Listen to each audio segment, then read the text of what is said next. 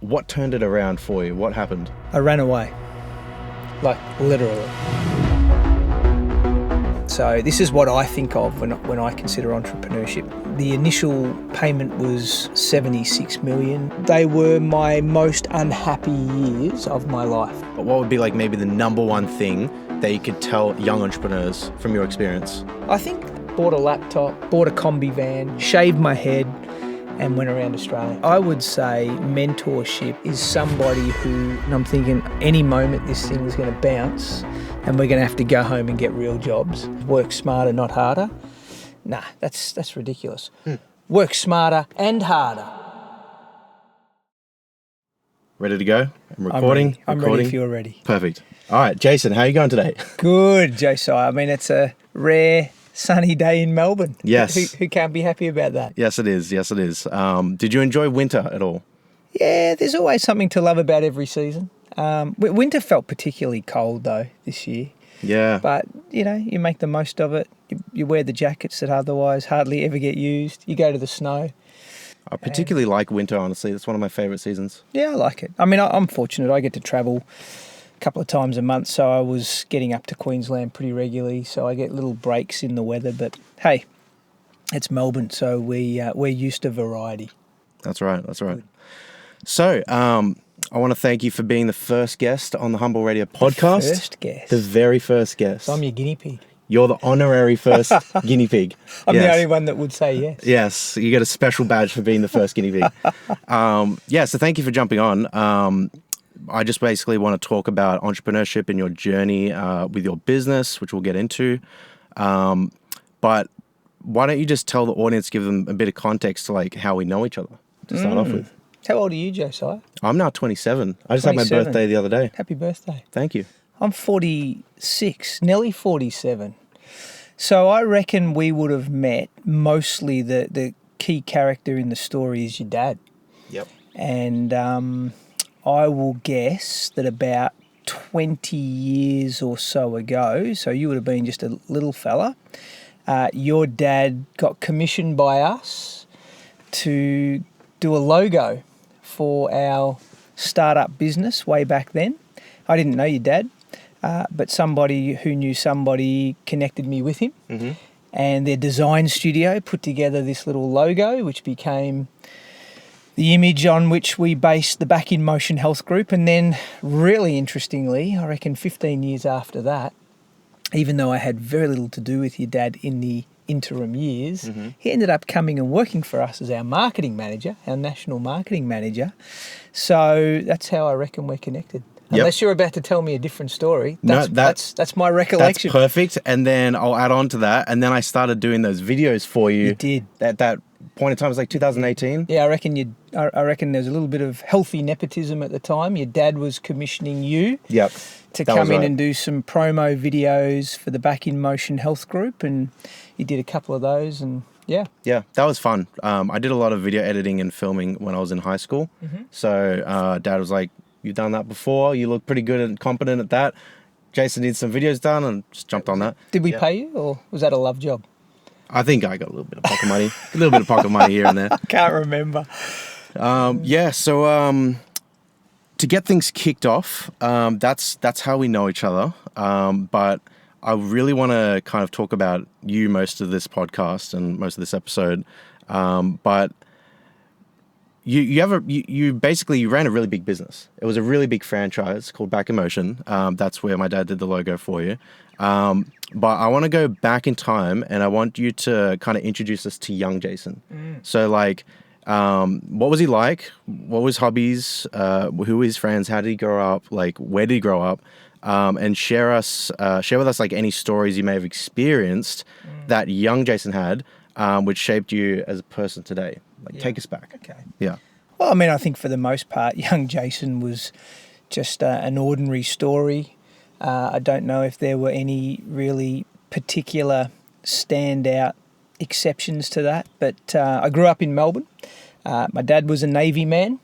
Mum was a full-time stay-at-home mum, so I think we were very fortunate in that regards.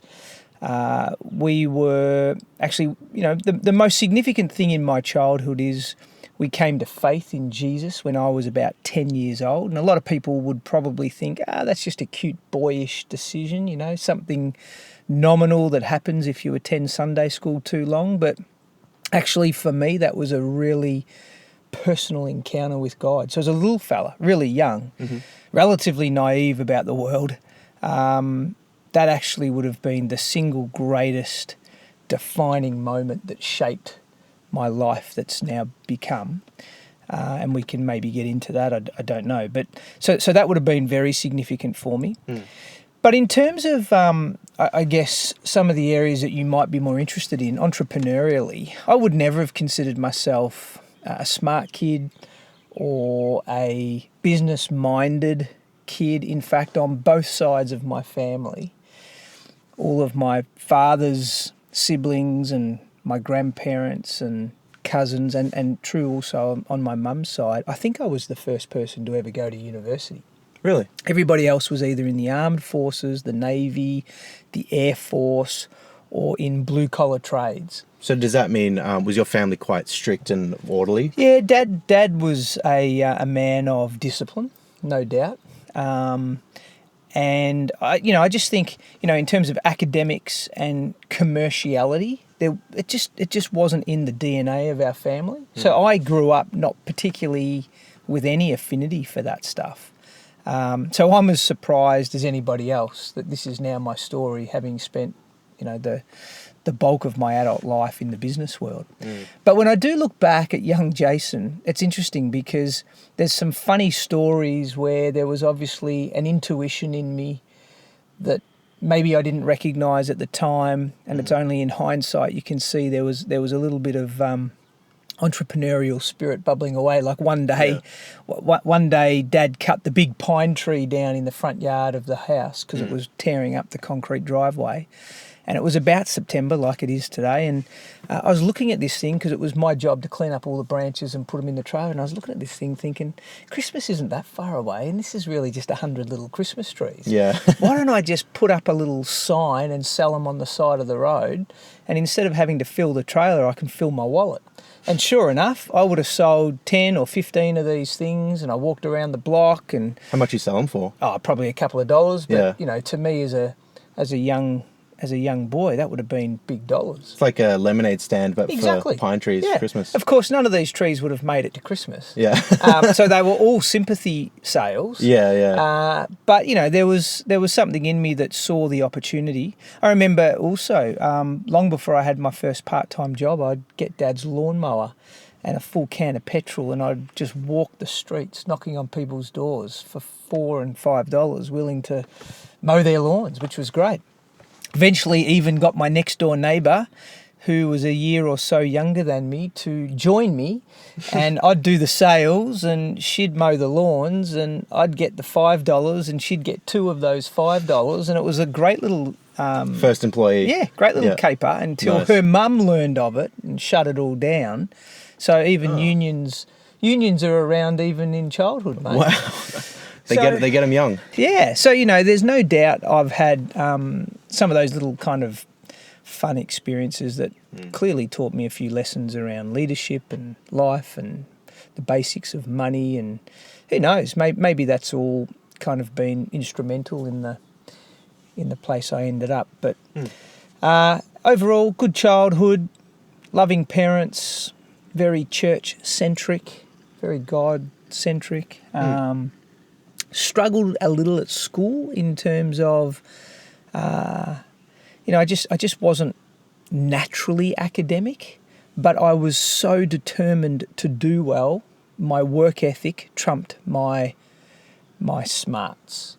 So where I wasn't brilliant, I would just work as hard as I possibly could. So, without being too silly about it, I was probably the hardest working kid in the class. And we're in a school system actually where you didn't have a classroom teacher that taught you all the same curriculum. You actually worked an American curriculum, which was a self-paced books system. So in grade 5, I was already doing year 7 maths and year 7 science because you could work at your own pace. What was that system called? PACE. Okay.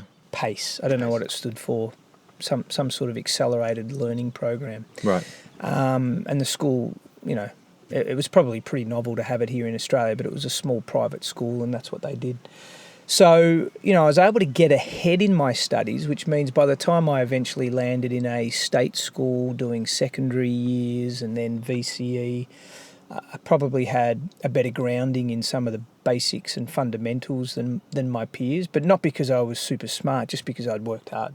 Do you find that's a common trait? Like if you know other entrepreneurs or if you've met other people with similar traits to you, do you think that's kind of like a precursor to being successful in business? I don't think not being smart is a precursor. Working but the hard, the work ethic is. I mean, this T-shirt everyone wants to buy and wear that says "Work smarter, not harder." Nah, that's ridiculous.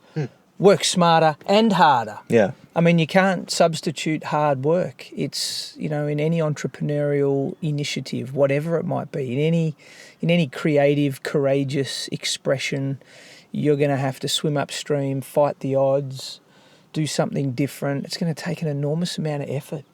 And so I think lazy people don't go there. They just don't even start it. Even if they're smart. They'll just find other ways to make money, but they won't start organisations. They won't launch brands. They won't particularly be controversial or innovative or different. They're smart, but as in they're intelligent, but they're not necessarily built with that courage to have a go in a way that requires that enormous work product, that work effort. Do you think you were born with that, or did you kind of develop that over time, or did you kind of learn that from someone? Oh, it's probably a combination of all those things. I don't know what I was born with because it's hard to make any assessment of that at the time. I mean, my dad is an exceptionally hard worker, not commercially minded, and like I said, was in the armed forces and then did his trade as a fitter and turner and has worked really hard all his life. So there's no doubt there's an example of high work ethic or just discipline in his example to me. And yeah, I would imagine there's an element of my, it's proportionate to your hunger. So how determined are you to achieve something? If that's for whatever reason high, then I think there's a natural bending toward, well, it's going to take work. It's going to take effort. What I'm trying to mainly get at, did something happen in your past where maybe, and like if it did or didn't, if you want to keep it private, that's fine. But like, did something happen in particular where it gave you that drive, that determination that you're talking about, or did you just always have it? I haven't had any major formative experience as a young fella, like some colossal failure or tragedy or something that would have inclined me to necessarily have this extraordinary work ethic. I don't think that exists. But again, if I go back to that most defining moment of my life where I felt I had a personal encounter with God, one of the things that happened in that was, it was the mid-1980s. I was 10 years of age. I was watching the Cartoon Connections on a Saturday morning. Everyone else was in bed asleep. I'm 10 years old, and those World Vision ads came on. And if anybody remembers those, they're pretty cliche now, but at the time I think they were quite confronting in their approach. And you see these young Ethiopian kids, distended bellies, and their eye sockets sunken full of flies and frail limbs. They could barely walk. They'd stagger around in the dirt before collapsing into a cloud of dust. And I just remember as a little boy thinking, this is horrific. There's no one to care for them. And I felt like the compassion of God filled me. And really from that moment, I was determined to become a doctor, or a physio or a nurse. As it happens, I became a physio. But anyone in the medical profession, to become a medical missionary, to go overseas and do something about that I'd seen on TV. And so maybe, whilst it wasn't a tragedy, it was this dream, this compulsion that I wanted to be meaningful in my work and I wanted to do something medical. And I knew that I wasn't just naturally gifted in academics. So I was going to have to compensate for that with hard work. Right. So I would put in twice the hours of anybody else. I would just keep pushing and pushing and pushing, not because volume gets you there, but it was the only thing I could rely on. It was the only thing I could control. Right. And so I would imagine, as you ask the question and I think about that yes, my work ethic probably got seeded in some element from that dream. Right. Yeah. Right. Very interesting. Yeah. So you would consider yourself quite a like compassionate person, and when you saw there was like suffering in the world, that was your flame to kind of like, I got to do something about this. And then because you had that upbringing with your, with your dad's hard work ethic, that kind of combined, and then you had that clear vision, and you ended up studying and becoming a physician full time. Physio. Physio, yeah. Yeah, I mean, the way you put it together and summarise it, I can... Is that correct? I can agree with that. Okay. It's not how I always reflect on the sequence of events, but definitely there's those converging forces at work. I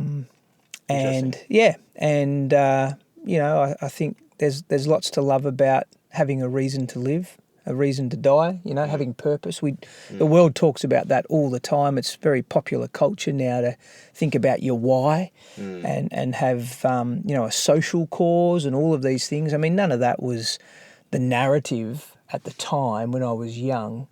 And I wouldn't have thought I was necessarily an extremely compassionate person. But what I did have was a sense that, God, you are going to use me in that context of medical support to the disadvantaged communities, the poorest of the poor, the developing world. And I'm not going to get there by accident. I'm going to have to get there on purpose. And if I have to work hard to chip away at my opportunities, then let's get on with it already. So you had a calling. I think so. Yeah, I do. And, you ask any of my teachers back then, or family members who would have asked that cliche question, what do you want to be, Jace, when you grow up?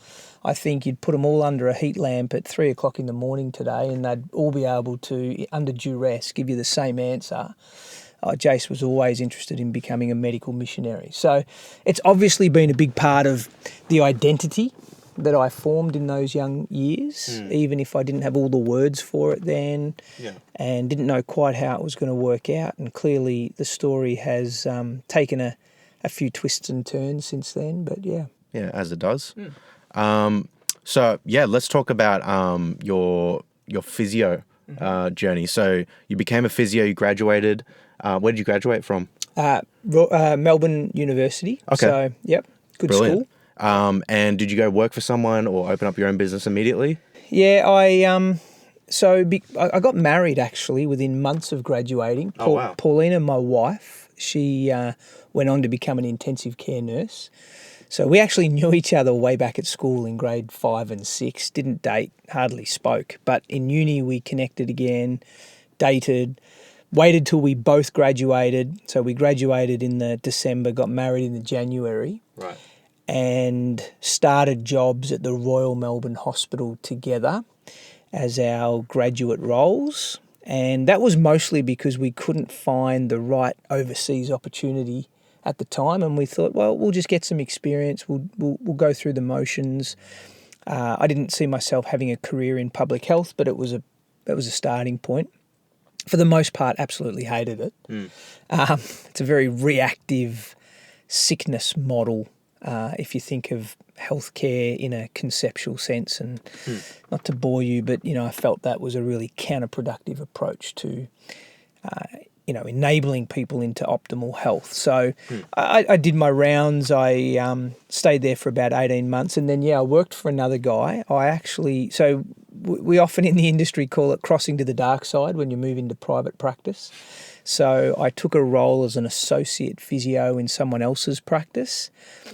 And again, pretty miserable experience overall, but I would say I needed to have it as I look back, because it was one of those shaping moments that defined for me, if I was ever to run my own practice, this is everything I wouldn't want to do. So sometimes learning what not to do is just as important as seeing the exemplar of what you would love to do. Right. And so, this guy had been owner of his own practice for 10 years. I was his first employee ever. So just get that in your head. So for 10 years, it's been him and him only. So there's been little growth.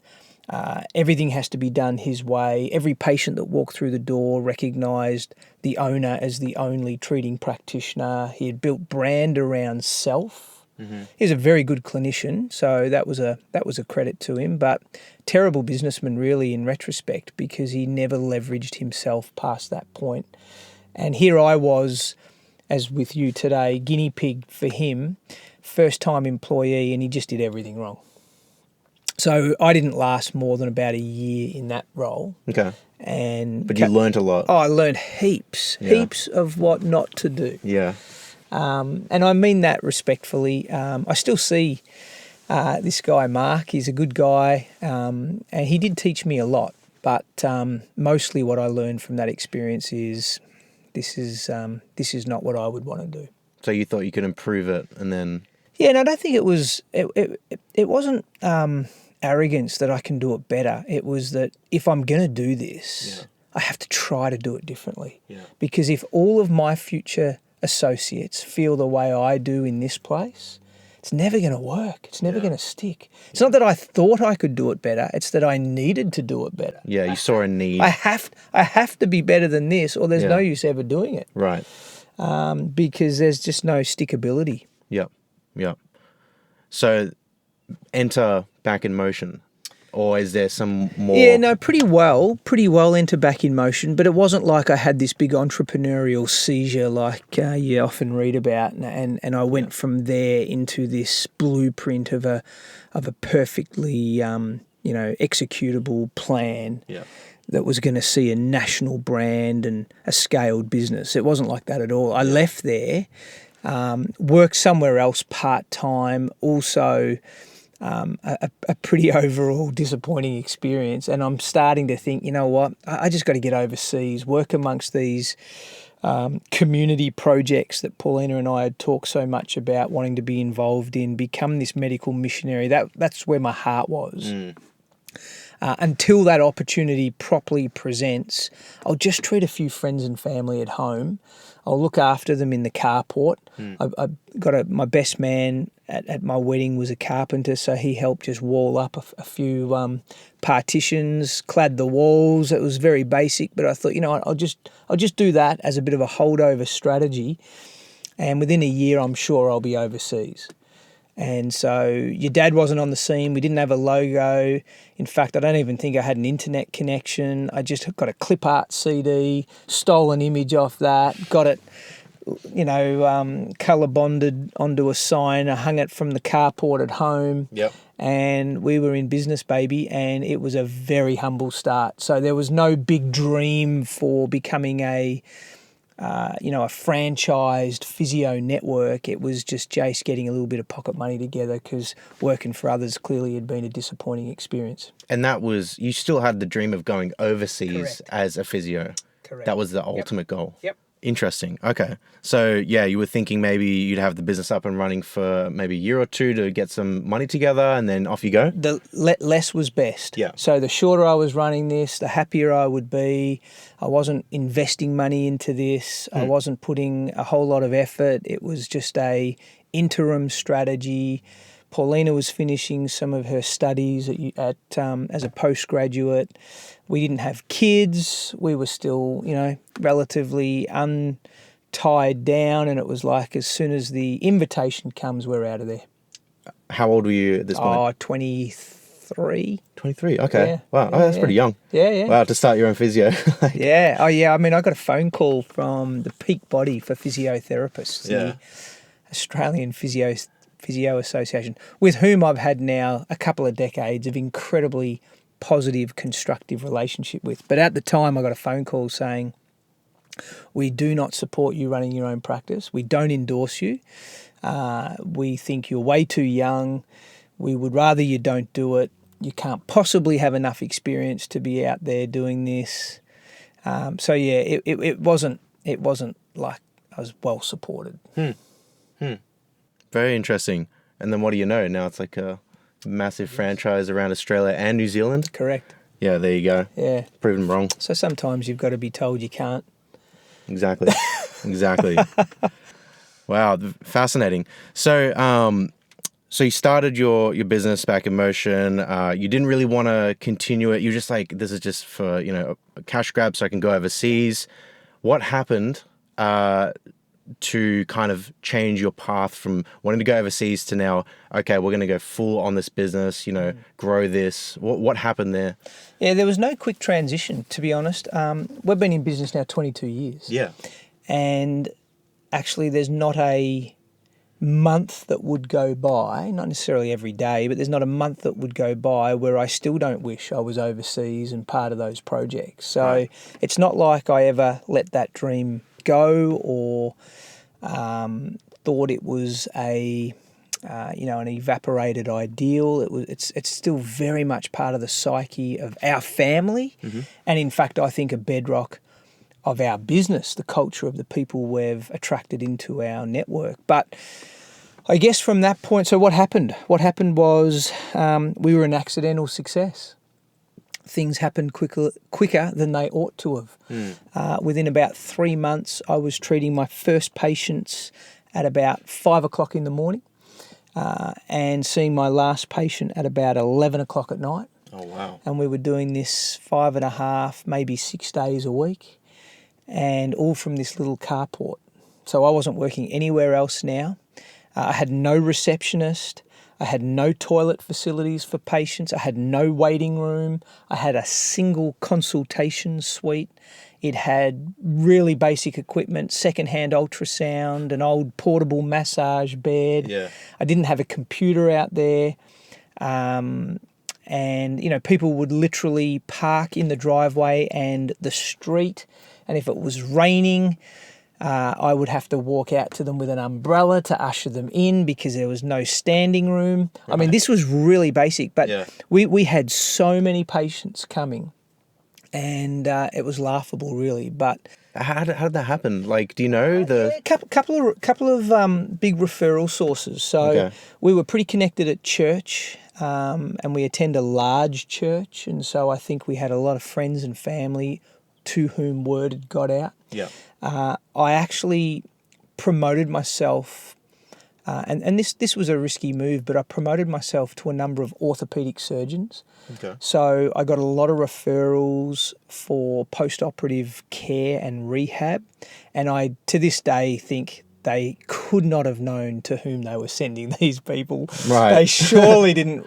There was They no Google surely Maps, didn't like... say, Mrs. Jones, you're going to go and see Jason in his garage at home. But nonetheless, I got a steady stream from there. And I think this is a principle of good business, word of mouth.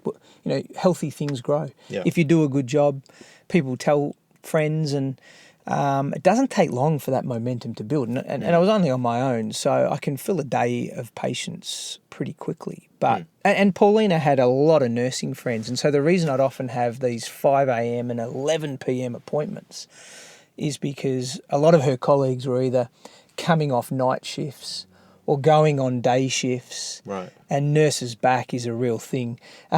So I was treating these friends and colleagues of Paulina. So the momentum built pretty quickly. We good? All good. Yeah, the momentum built pretty quickly, and Paulina would have come to me, I reckon, at about the 3 or 4 month stage of this startup little shack in Scoresby and said, "Hey, Jace, this is ridiculous. I'm trying to sleep." This is Paulina talking. "I'm trying to sleep during the day because she's been on night shift, and you've got people coming up and down the driveway all day being treated. Like this is our home. This is not a place for this practice. Either shut it down or do it properly." I just so distinctly remember her words. Yeah. Shut it down or do it properly. Can't be half pregnant. Don't stand in the middle. And so we still saw no light at the end of the tunnel with regards to a opportunity to go overseas. We were knocking on a lot of doors. No green lights were turning up.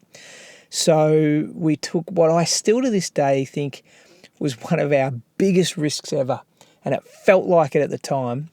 We signed a lease on a nearby medical premises for $12,000 a year, and I was going to shift this practice into the medical rooms. And I remember for about 2 or 3 weeks had the paperwork on my desk at home, and I just remember thinking, $12,000. Yeah. Whoa. Yeah. That is so much money. And I'm committed then for a year. Right. But that's what we did. We ended up signing that lease, moved into medical premises. Then I took on another physio as an employee. Within the end of that first year, we were really on our way, to be honest. Yeah. Like the momentum was just starting to build. So I think within 2 years, we probably had 4 physios working. We were one of the largest practices in the area. Wow. Just within 2 years? Yeah. Wow. Yeah, it really accelerated. Yeah. And quite, and that sounds fantastic to the casual listener, possibly, but to me it was still it was like being in a prison without bars. I didn't enjoy it. Really? No, I'm getting trapped into this business now. I've got staff. I've got to look after them. You know, I'm now only 25 years of age. I call it my quarter life crisis.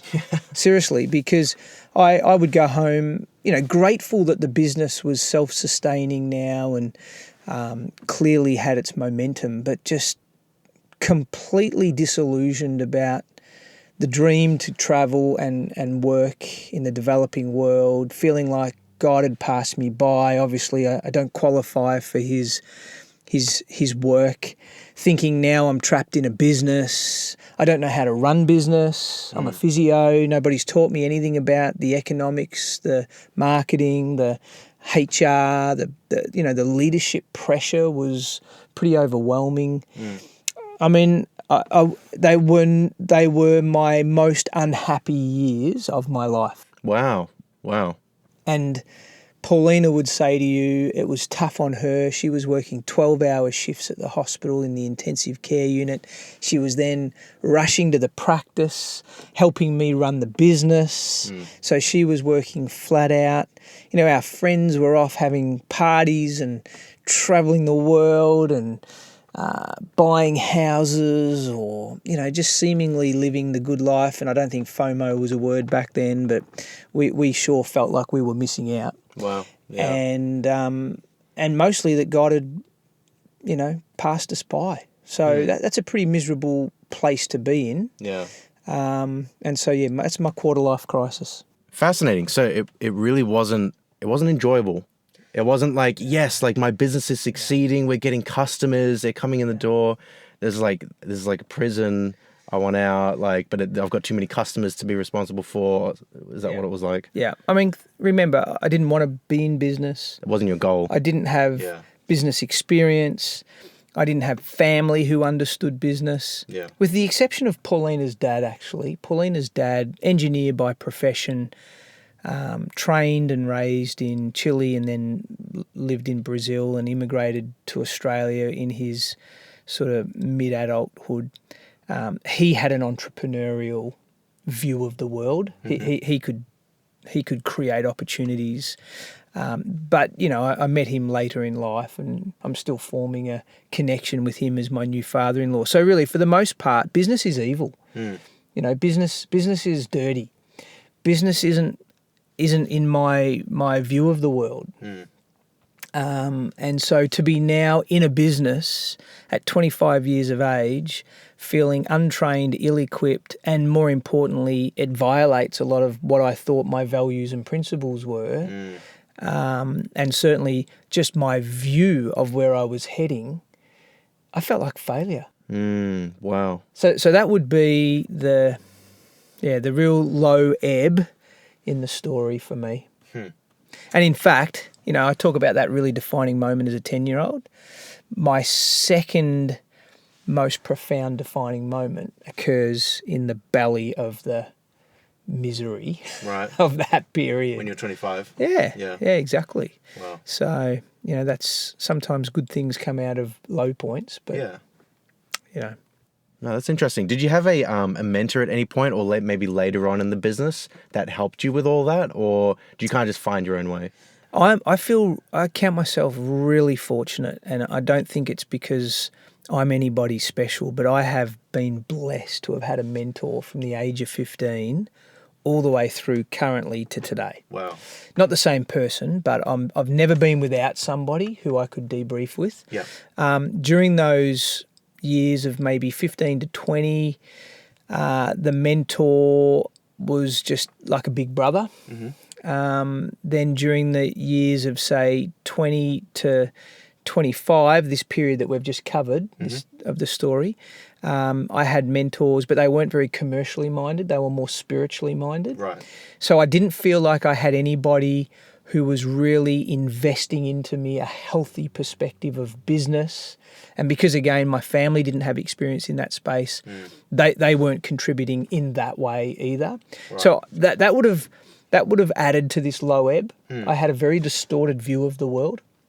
And I didn't have good mentors who were speaking into that aspect of my life. Yeah.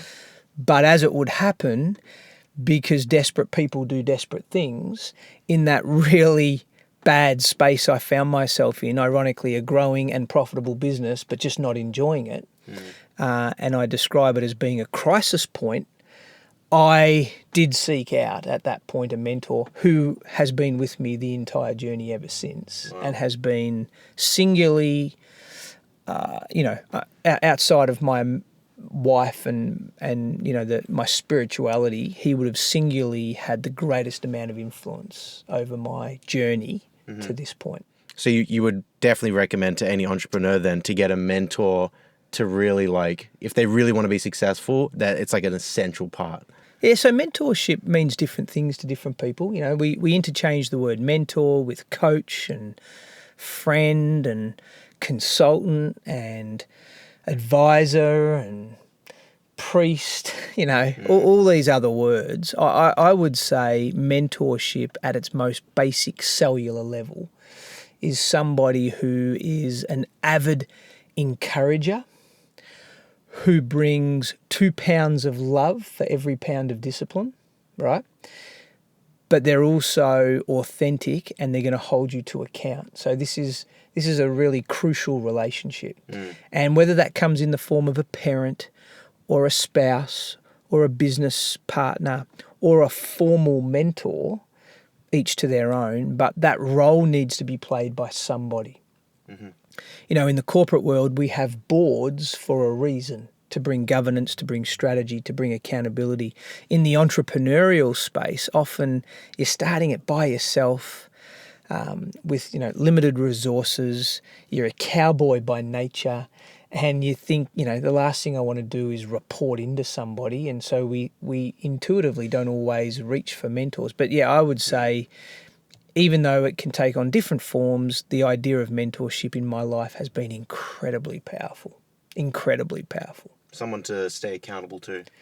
Yeah, but not just... So there's that. There's the accountability, but you need someone in your corner. Yeah. Someone who's more interested in you than your brand and your business. Right. That's really what you need, because it's very lonely at the top. Yeah. And when you're employing staff and borrowing money from banks and building customer lists, you're actually serving all these people.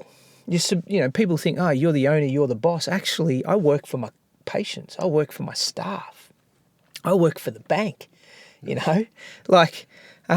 so who's looking after me? My staff don't come to work and say, Jace, how are you doing? My patients don't book an appointment, pay a lot of money for physio and inquire after my goodwill. So who's looking after me? So this is where mentorship, if you've got the right person, they're invested into you, the man, you, the woman. And that means, yes, they're going to hold you account at times. It means on other occasions they're just going to love you, hold you, hug you, metaphorically speaking, because that's what you need. And so they've got to be committed to the person. Yeah, interesting. And I love the 360-degree model of mentorship, which is you've got to be one and you've got to want one. So you want a father or mother mentor, a parental influence, someone who's been there, done that, a decade or two ahead of you in experience. Then you want to be a mentor. You want to be investing into somebody else. Think of it as, an up-and-coming, emerging leader that you can be that exemplar to. And then you want sibling mentors. You want people who are like in the thick of it, right in there, doing what you're doing. Some days you're helping them, other days they're helping you. They're running mates, they're sparring partners. They can relate. They're like another frog in the pot with you. And so if you think about it, then you've got, and you can use the word mentor, but whatever description people apply, you've got people in all four quadrants. I think that's a good model. Brilliant. No, that's really insightful.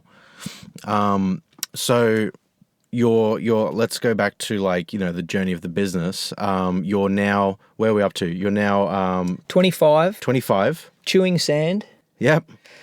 having a quarter life crisis. There we go. So you're at the lowest point, in your words, in your life. Yep. What turned it around for you? What happened? I ran away, like literally. Paulina and I had often talked about going around Australia. It looked like it was never going to happen now that we were trapped in a business. So we decided to just be reckless and make it happen. So I flew a physio from New Zealand who wanted a job with me in a couple of months early. No sooner had he landed, been trained and inducted, I gave him the great news I was going to make him acting principal. I wrote a 12-page procedures manual, which incidentally becomes the precursor a few years later for a franchise system. But at the moment, that was not in my mind's imagination. Gave a mobile phone number, bought a laptop, bought a combi van, shaved my head, and went around Australia. Oh, wow. And we took off for what we thought would be about 3 or so months. And pretty well stayed out that whole time. And I said to them, unless the business is on fire, burnt to the ground, or, there's another crisis of that level, I really don't want to hear from you. Wow. And my mission was to rediscover my purpose, try and find which way's up in this topsy-turvy life I now found myself in, rediscover God, invest into my marriage. We'd only been married a couple of years. And it was a good decision in hindsight, even though it felt like we would be coming back to nothing. I didn't think the business would endure it. What small business in its third year of trade can cope without the owner, founder, present, who normally subsidises his time for money? How's this business going to afford to not have me there? So I expected it to implode. Long story short, it continued to grow as or faster than the first few years. Every time we would put the credit card into the service station to fill up the combi van, I'm thinking any moment this thing is going to bounce and we're going to have to go home and get real jobs. And all the way around, our bank balances just kept growing, and we're thinking, wow, this isn't at all how I expected it to be. Hardly got a phone call, and had some really important conversations with God as we travelled around Australia. That's brilliant. Yeah, and probably I talk about this second defining moment. It would have been walking along the beach up in Darwin. We'd just come out of Kakadu. There was a big electrical storm brewing on the horizon. Paulina and I just enjoying a twilight walk. We weren't really talking to each other, but I was consumed with the thoughts of how can I be stuck here in Australia when I should be overseas working amongst the poorest of the poor? Why am I in this business? Having a real whinge session, really. But it was just deep thoughts. And I felt like God say to me, okay, enough already, Jace. If that's what you really want to do, stop the complaining. How about we just go home, pack your suitcase, and I'll make a way for it. And I thought, yes, I've convinced God to let me back on the team. That's how it felt. And there was like a momentary pause as I enjoyed my victory. And then I felt like God continued the conversation and said, or. So you can go home, pack your suitcase, go overseas, or what you could do, if you're smart, is you could go home, you could learn the business of physiotherapy rather than be this accidental success. You could grow an ethically profitable business, scale it right across the country, build an economic engine that then doesn't just send you overseas, but might send 10 others or 100 others. Maybe you could invest into thousands of people over the rest of your life to do good in the developing world, rather than just you being dependent on donations from others. And he just smashed my paradigms instantly. It was like a switch flicked. And I went from hating my life, or hating the circumstances, hating the fact that I felt trapped and in a dead-end opportunity, to feeling the most grateful and the most passionate, and all of a sudden my eyes popping at the notion that, wow, we're onto a business concept because it's growing without me. Imagine if I scaled it like this. I just couldn't argue with God's maths. And literally said to Paulina, we've got to go home. And so we drove back down through the centre. Paulina did a lot of the driving. I filled an exercise book, about 80 pages of notes, like the ramblings of a madman, really. But I just felt like God was downloading to me all these ideas and possibilities. By the time we got back to Melbourne, we were ready to invest every cent, beg, borrow, not steal, but we were prepared to do whatever it took practically to get this business from this startup in a medical centre to a franchisable, replicable proof of concept. And that's why I say second most defining moment. And even though there's lots of moments between then and now where I'm like, oh, I'm not really a businessman. This isn't what I'm built for. I'd much rather be overseas working as a missionary.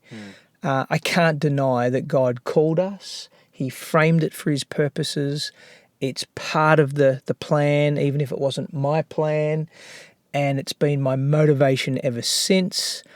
And we might get there today, but, you know, the story keeps taking some interesting developments. And even as recently as last year, you know, things have shifted again. That just keeps reminding me his hand is on this. Yeah, beautiful. So there was definitely, like, you saw the higher purpose and the vision quite early on, and that gave you the courage to kind of like go back and tackle it head on. That's it. I was prepared to lose everything in trying for this now. Wow. Whereas before that, I was very conservative, playing it safe, trying to save money, not spend money. You know, I didn't have the commercial appetite for risk. Whereas I came back and my risk profile just pivoted on a dime. All of a sudden I saw this is actually part of God's intentions for our life. Not that it can't fail. I can still be foolish and blow it up. I don't want to do that. But I'm prepared to risk for his purposes now a lot more than ever before. He showed you the potential. Agreed. Yeah. Yeah. Brilliant. That's great. So maybe let's fast forward a bit. You go back, you go full onto this Back in Motion physio business. Yep. You start getting more employees. Maybe you, like, when do you start opening up other practitioners? Like, is it officially a franchise there? Was that the plan for No, we came back. We relocated out of that little medical centre into our first purpose-built, bespoke centre. We invested about $250,000, which isn't a lot of money today for a business, but back then that was a lot. I mean, $250,000 was. I still think that's a lot. Yeah, that's right. So, that was a state-of-the-art physiotherapy practice. From start to finish, we would have run that practice 5 years as a single owner with a team around me, as a real proof of concept. And then in the 2 or 3 years after that, we pseudo-franchised. And by that I mean I went and bought some other practices that were struggling, and I put employees in those practices and gave them some ownership. We branded them the same. We had very primitive legal documentation to protect the trademark, but we didn't have a lot of systems or know-how yet, but it almost cost them nothing. I almost gifted them. For a very small investment, they were becoming partners in these other practices because I wanted to see, did we fluke it or is this replicable? And so those 3 practices grew very quickly. We were able to turn them around and get growth. Then we did another 3. So we now had 6 or 7 of these things in total.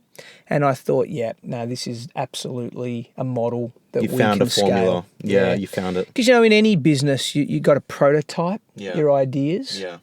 Once you've prototyped them, you've then obviously got to, you've got to scale in moderate or modest terms. Like testing, experimenting. And then you've got to consolidate those learnings before you keep growing. You can't just have continuous growth. Right. And then it's almost like you have to repeat that cycle in stages. And so we would have done 6 before I dropped the F-bomb. And the F-bomb is franchising.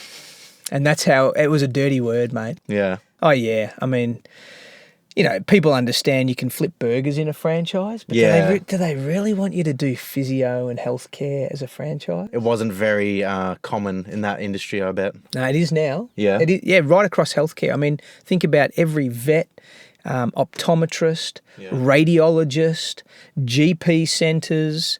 I've even got orthopaedic surgeons who have been franchising, dentists. So, franchising today is commonplace in healthcare, but 20 years ago, not so much, and definitely not in physio, which is a real hands-on, tactile service modality. So we were a little quiet about it at first. We were franchising actually long before we went public.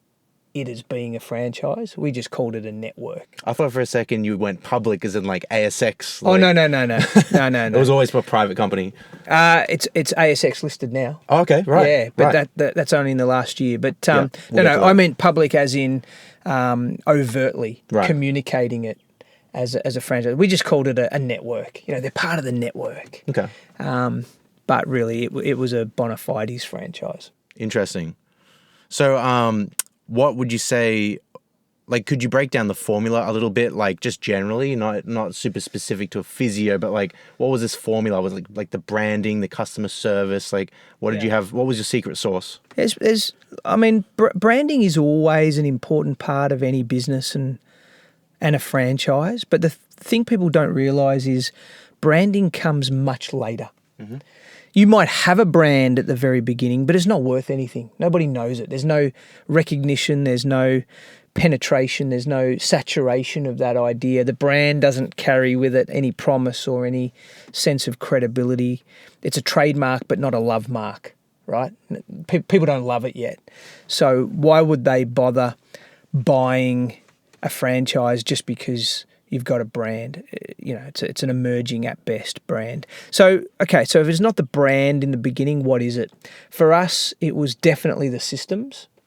So we had a lot of know-how that could give a clinician who's not trained in business the ability to launch a practice from greenfield to maturity, everything from how to operate from the beginning of the day to the end of the day. We had templates and tools and recruitment, documentation to employ staff. We had our own technology that we were building. Like, there were a lot of systems that meant they could just do what they loved, which was treat patients, and we could take all the necessary evil out of running the business for them, all the administration and the management.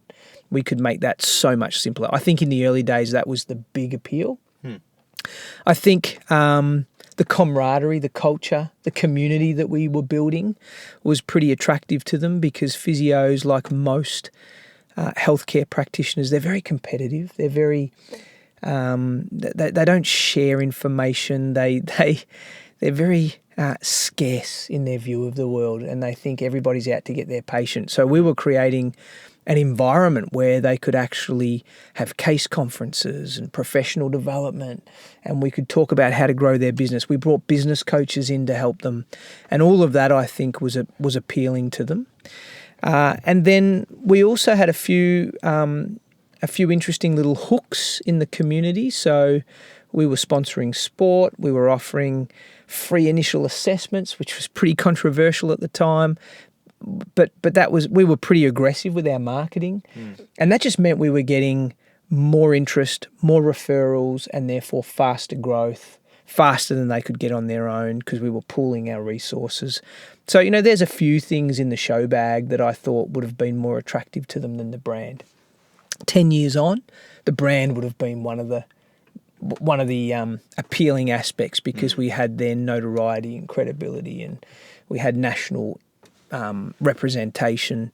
But in the early days, you've got to give tangible value. Mm-hmm. Yeah. So you had not including the brand until later on, you had an attractive system that kind of took away a lot of the pain points for these physios that had their own practices, and you also kind of like brought them into a bigger like family of collaborative physios that are all working for a common vision. Is that kind of like, was that the thing that really got people in? Yeah, I think so. They swallowed the pill. They believed in where we were heading. In any startup business, franchise or otherwise, you don't have a lot of runs on the board in those early years, and so really it's how you tell the story of where you're going. And so I think that first tranche of early franchisees, that kind of cohort that came on board and around me, they were visionary in their own sense because they saw what I was trying to do. They were prepared to take some risks.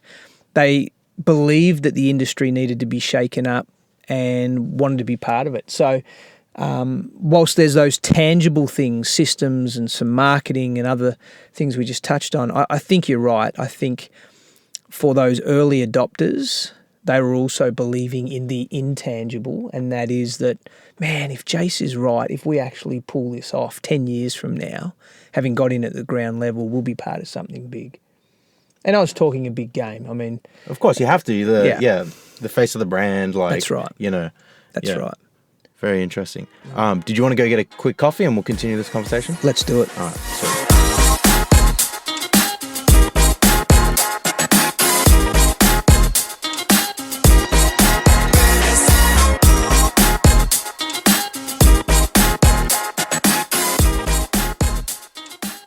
All right, we've got our coffees now, all fresh and hydrated and ready to go for the next part. So you're well into your business now. You're testing out your franchise model without calling it a franchise. You kind of it's a stealth franchise, and it's working out. You're doing well. You're really passionate about it. What took it to the next stage? Like you're basically just in Australia, and then you end up going to New Zealand, and did you go to any other countries or? We actually signed agreements for Canada. Oh, okay. And for the UK. Right. And we cooled off both of those and went to New Zealand instead. But that was much later in the piece. So, we were 6 practices. Then we decided, okay, this is scalable. Let's franchise it properly. We went to Adelaide. We went to Queensland after that. We kept building our home base here in Melbourne. It's interesting, anyone who ever wants to scale their business nationally in Australia, the advice that I was given is most imported brands will either go to Adelaide first or they'll go to Sydney first. Is there a reason? Yeah. They'll go to Sydney first because it's the biggest, densest market. It's where, there's the greatest concentration of trade, and so you either go to Sydney first and really establish yourself. That makes sense. And if you're in Sydney, then every other state will want you to because they're the leading economic centre of Australia. But it's hard to hit Sydney. It takes a lot of time, a lot of money, and there's more failures than successes. So the alternative is you go to Adelaide first, and Adelaide apparently has the best cross-section or the best sampling demographically and socioeconomically in its very small city, representative of Australia. And if you succeed in Adelaide, there's a strong confidence you're going to succeed in the rest of Australia, but it's a really easy entry point. And normally if you go to Adelaide first, you go to Sydney last. And that was true for us. So we went to Adelaide first, and that's part opportunism and part strategy. Right people at the right time wanted to get involved, and we liked the theory around how we could expand from there.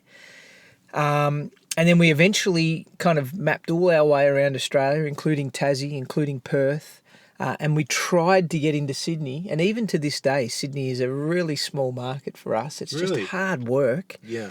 We actually had a master franchisee ready to launch in Sydney, but that was in October 2008. We signed all the documents, and I'm not sure, mate, if you're too young to remember, but October 2008 was a horrible time. 2008? Yep. The GFC? That was the beginning of Right. the GFC. So all of that deal fell over.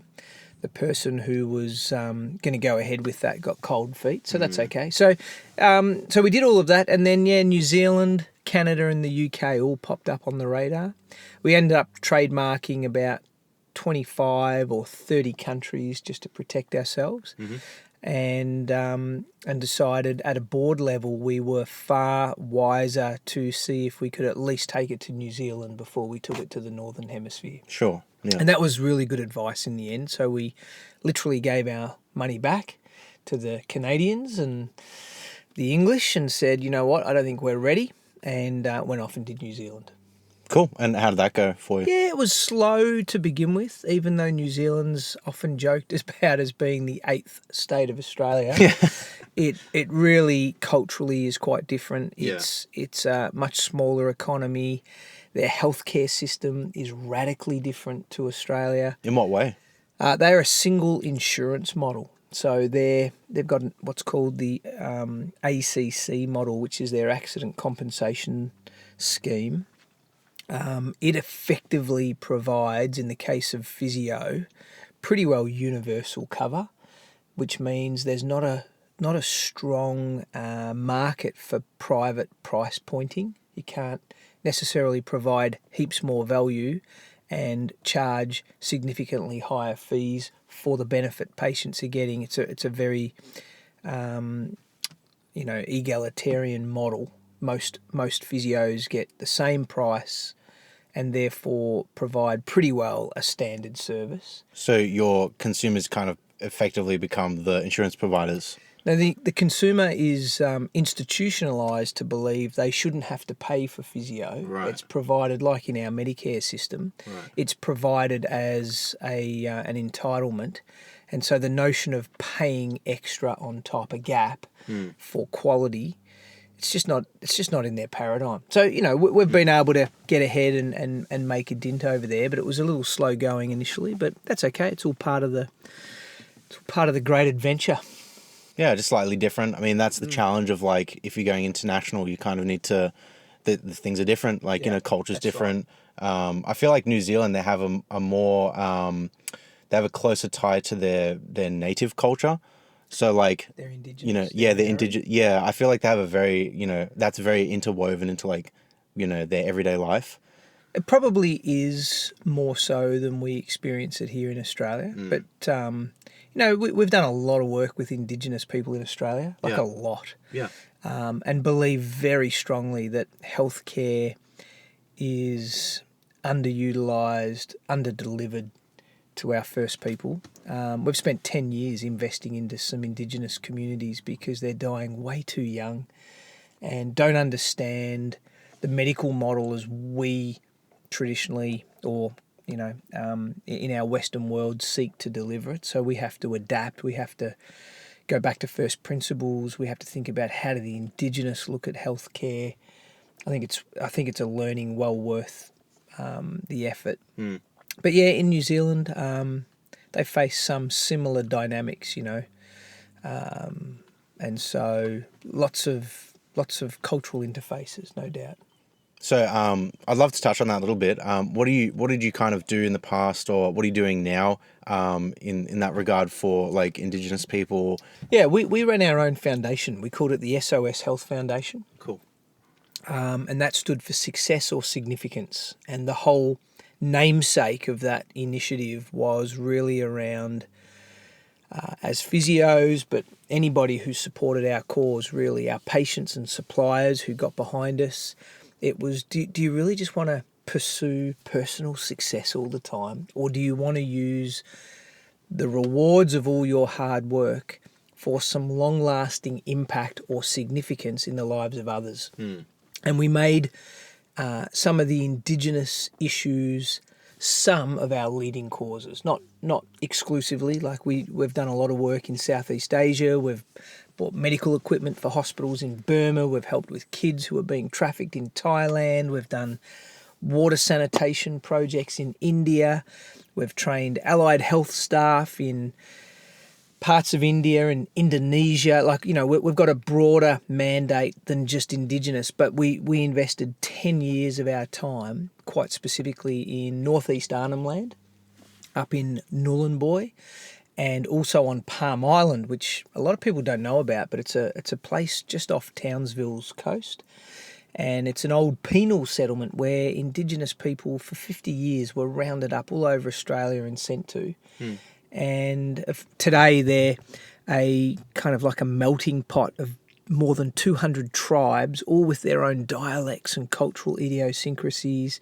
There's so much social dysfunction on that island. And so we actually set up a physio practice there.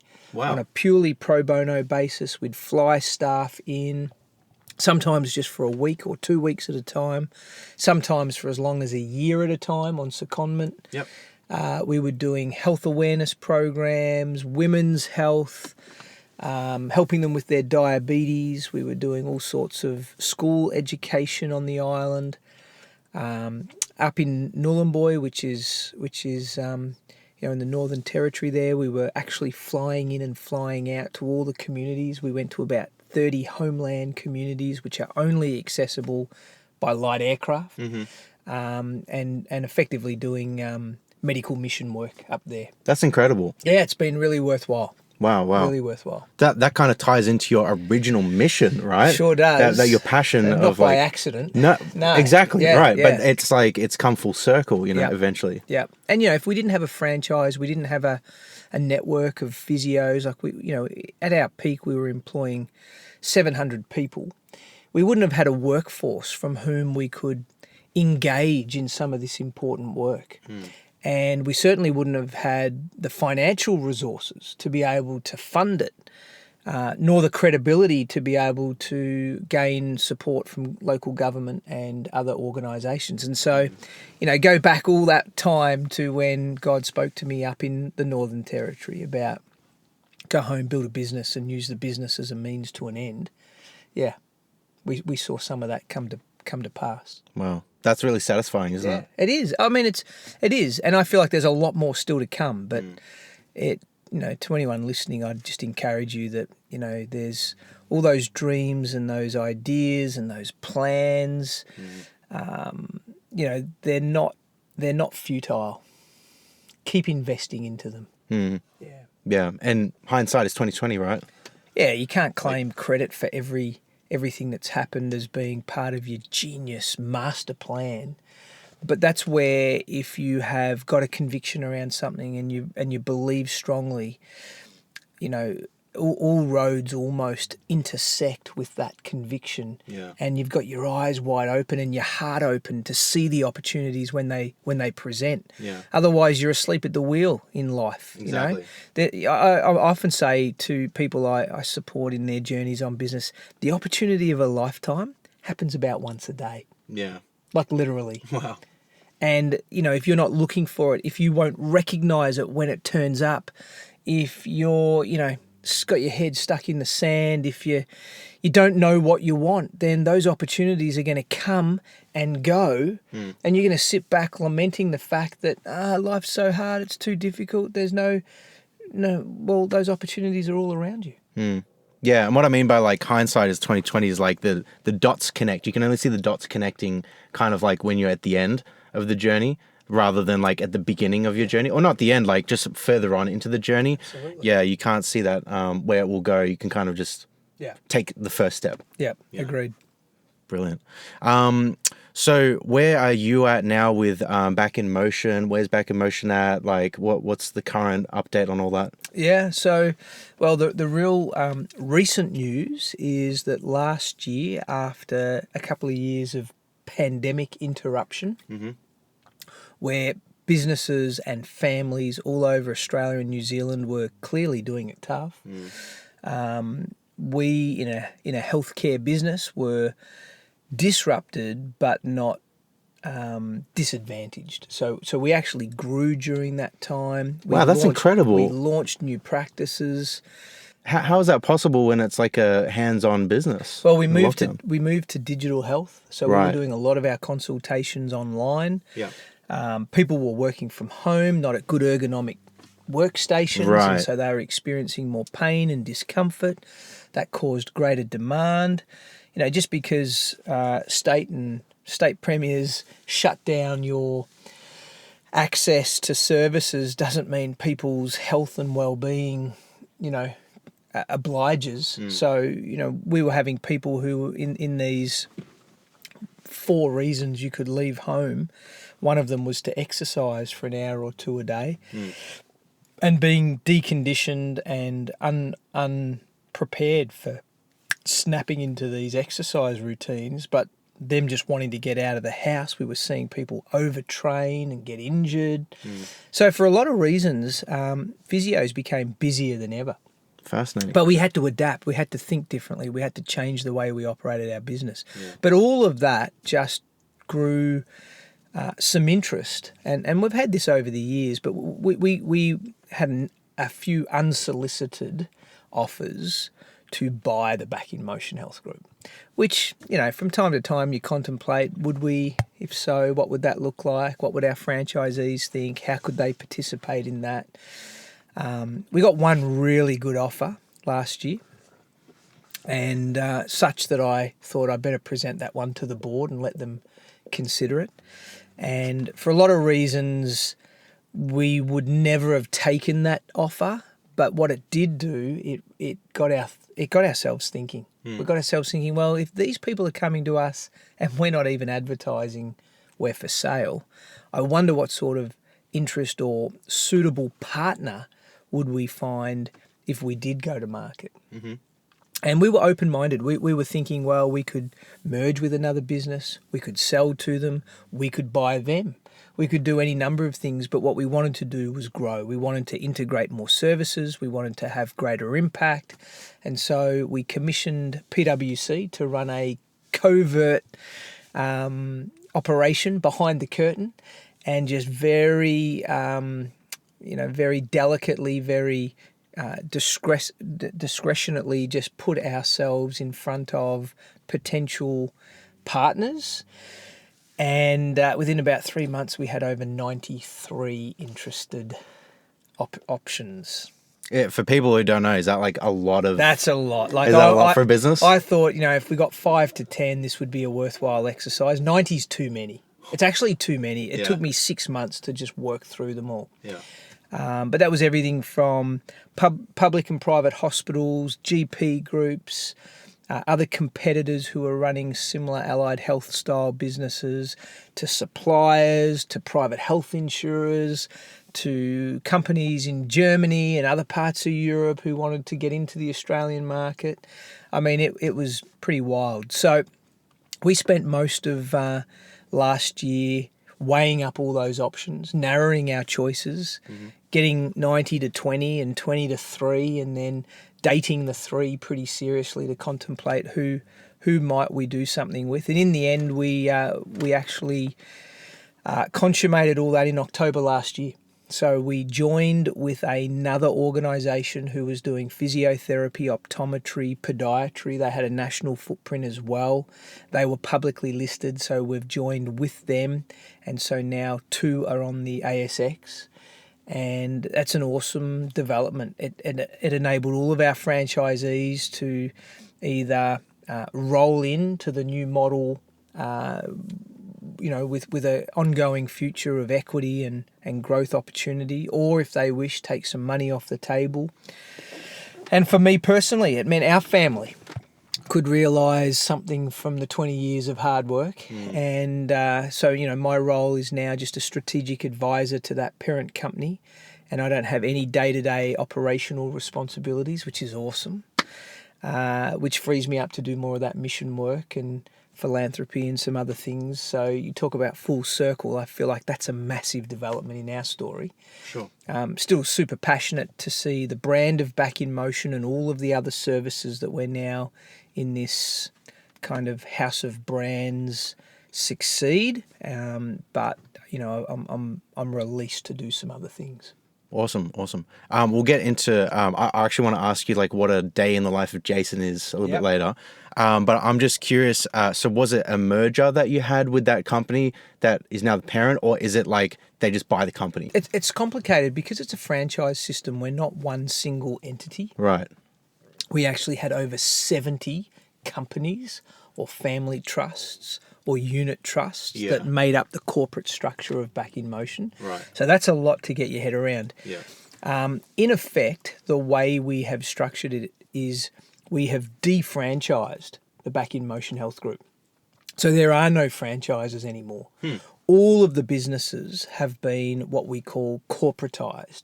So they've been put all into one company.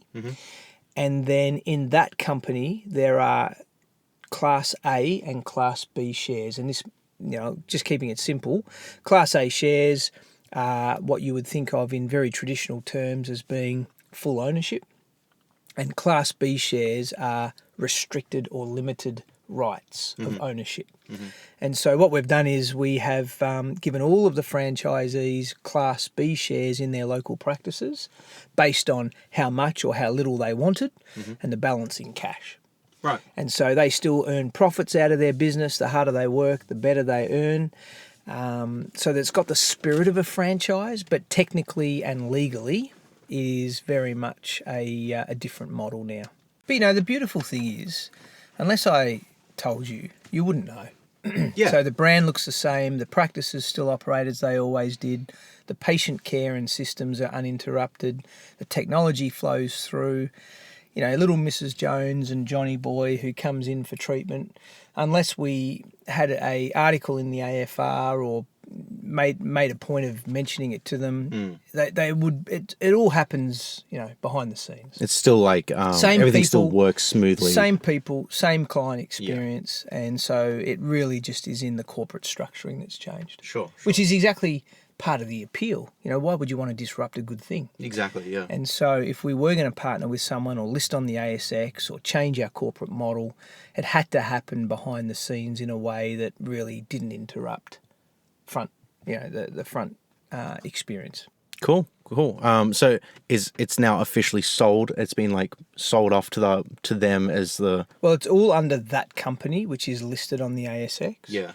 But Back in Motion, I mean, this is overly technical now, but it's a wholly owned subsidiary of the listed company, or it's a subsidiary, I should say, of the listed company, but not wholly owned. Right. It's owned still in part by all of the practitioners that make up the network. So that now that whole corporation that owns the Back in Motion business. Were they just like the highest bidder out of the 90 applicants that you got, the buyers, or not really? And that's the curious bit. And, to get 70 people, all of my franchisees, all to agree or want the same thing is a tall ask. And especially when my recommendation to them all was that we were going with a purchaser or a partner that wasn't the highest bidder. Right. So obviously they were an attractive bidder, but their money, we could have got more money in other deals. What they brought to the table were far more appealing benefits in terms of the alignment of services, the cultural values, the strategy, the future potential that we could achieve together. And so sometimes, you just have to be. Got to play the long game on all that stuff, and I think we chose well in that this is the better fit. Can I ask how much they actually bought Back in Motion for, or is that private? No, it's in the public domain because it's an ASX listed company. You could look it up. You could Google it right now. So the initial payment was around 76 million. Then there was another, call it 40 or 50 million in deferred payments. So collectively, that's the sort of price tag. Is that, you mean like, is that vested like over a certain period of time? Yeah, over a couple of years. Okay, cool. Yeah. Wow. So what's that all up, like 100 million? 120-ish. Wow. If everybody achieves all of their targets over the 2 or 3 years that follow, and, they experience the optimised price in the final assessment, it'd be about 120. Wow, that's absolutely insane. You probably didn't imagine that when you started at 23 in your garage. No, that was never really an expectation at all. Yeah. Yeah. That's incredible. Even going into the process, we were very modest in our expectations. It was more around discovering good people to keep working with to achieve growth and impact. That was the objective. But, I think, again, in the world of commerce and corporate opportunities, it's amazing, good things worth a lot of money. Yeah. Well, to kind of bring things into like the here and now, after all this, what is a day in the life of Jason right now? So you've sold your business, you're doing other things, like you wake up in the morning. I'm guessing you're not as busy as you used to be. What are you doing now? Well, we're a family of 4 kids, so they're all still at school. So actually, I'm always busy. There's always something to do, even if it's just on the home front. But I think the way I would describe it is I'm as busy as I've always been because I occupy myself, but without the intensity of pressure, without the strain, without that relentless obligation on me like I once had when I was running the business. So now I can be a little more diverse and a little bit more creative and a little bit more variable in the things I give my time to. So a typical day for me is not typical. That is literally from one day to the next, it looks different. But if I looked at a typical week, I would say my week is made up of a couple of board meetings where I'm involved in different organisations, contributing to their strategies and their interests. So not things I've initiated, just championing other people's causes. I have a strategic advisory role still to Back in Motion, which is a couple of days a week.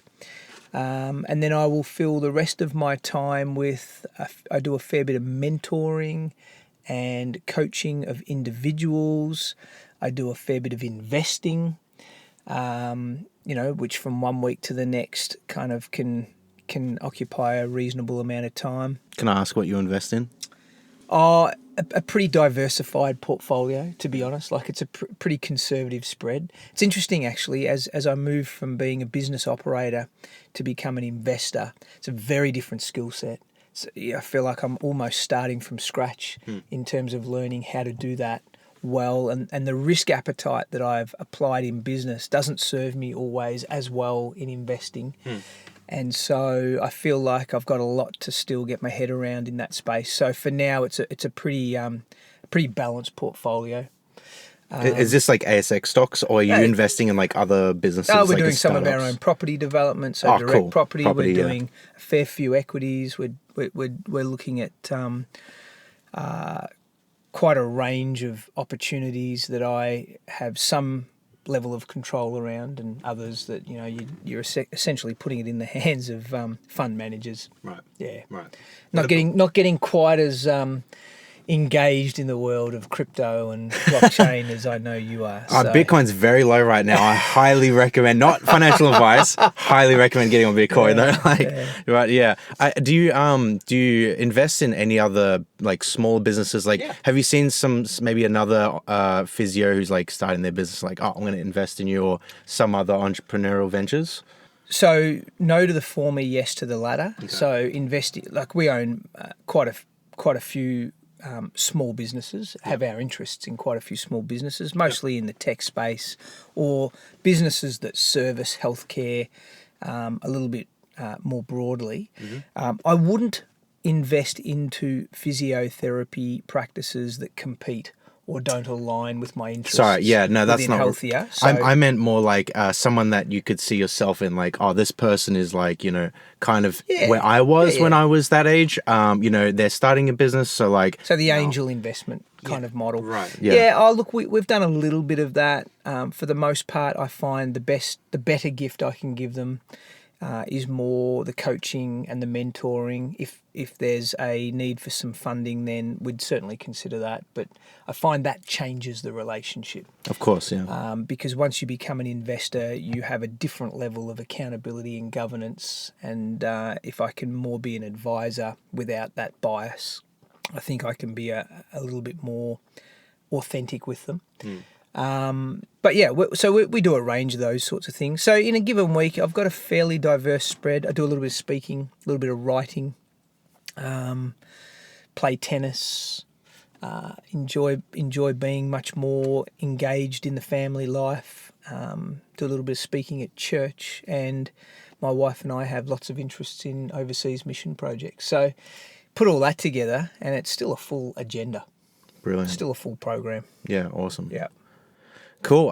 So for the listeners now, what do you kind of have that I could like put in the link? Like, what do you want to kind of plug and shout out that you want people to know about? That I can put a link in the description so people can visit it. If you have anything at all, like a book or like a course that you want people to have a look at. The easiest place to go, which is the front door to all resources and avenues, really is the website jasontsmith.com.au. Yep. So if people want to go there, you'll see I've written a few books. I've got a YouTube channel with some leadership insights. I run workshops and courses as part of the Iceberg Leadership Institute. If you're really looking for a way to connect with me and learn what it is I'm doing from one day to the next, that's the easiest portal. So kind of to wrap things up, what would you give to aspiring entrepreneurs? Maybe they're 23 or whatever age, they're starting their business. You can give a couple of tips, but what would be like maybe the number one thing that you could tell in young entrepreneurs from your experience? I think entrepreneurship is spoken about a lot, and often by people who aren't one, who haven't lived it, who don't take risks. And I would just very carefully quieten some of the noise around entrepreneurship and get you to focus on really what I call the 3 C's. So this is what I think of when I consider entrepreneurship. Number one, it's conviction. So it's not about just finding a need in the market and filling it. It's not about just being exploitive of an opportunity. I think the real core of an entrepreneur is you have a conviction, a compulsion, a calling. You really are passionate about doing something because that puts fuel in the tank when you face inevitable obstacles. So number one is conviction. Number two is creativity. At the end of the day, you have to then think differently to everybody else. You have to look around corners, imagine a future. Don't try and just reinvent the wheel. Try to break the mold, disrupt. Okay, all of that's good, almost cliche language. But foster your creativity. It's a learnable skill like anything else. The more you do it, the better you become. So build the discipline and practice and rehearse creativity. So that's the second one. So conviction, creativity. Third one would be courage. And that's the least favourite of the 3 because courage requires you to, take risks, take the bruises. First guy through the door always gets shot. There's going to be some hard times in the journey, some low ebbs. You've heard of some of mine. There'll be more to come, I'm sure of it. But you got to keep going. So conviction, creativity, courage, they're the 3 C's of entrepreneurism. Everything else will follow. Don't worry about the money. Don't worry about whether you look as sophisticated and as clever as everybody else. I think sometimes the limitations in our lives are the very things that enable us to live with conviction, creativity, and courage. So don't lament that. And enjoy the journey, embrace it. Brilliant. I think that's really good advice for anyone starting any kind of business. Honestly, that's just really solid. Well, I think that wraps up the entire first episode of Humble Radio. Thank you so much for coming on, Jason. It's been a pleasure. Yeah, you're most welcome. This is like Jerry Seinfeld. Instead of coffee in cars, it's thick shakes in cars. Entrepreneurs with Hungry Jack's iced lattes. Okay, anyways, we'll see you next time for the next episode. Thanks again, Jason. My pleasure. All right, see you guys.